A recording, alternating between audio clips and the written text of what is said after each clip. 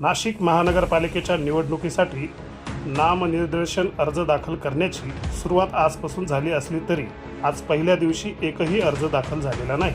मात्र पहिल्याच दिवशी सातपूर विभागातील प्रभाग क्रमांक 8, 9, 10 आणि 11 या 4 प्रभागातून इच्छुक उमेदवारांनी तब्बल 161 अर्ज पहिल्याच दिवशी नेले असल्याची माहिती सातपूर विभागातील सहाय्यक निवडणूक निर्णय अधिकारी सुरेंद्र देशमुख यांनी दिली आहे।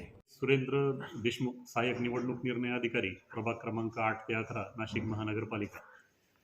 नाशिक महानगरपालिकेकरता सार्वत्रिक निवडणूक 2025-26च्या अनुषंगाने नामनिर्देशन पत्र स्वीकारण्याचा कालावधी आजपासून सुरू झालेला आहे।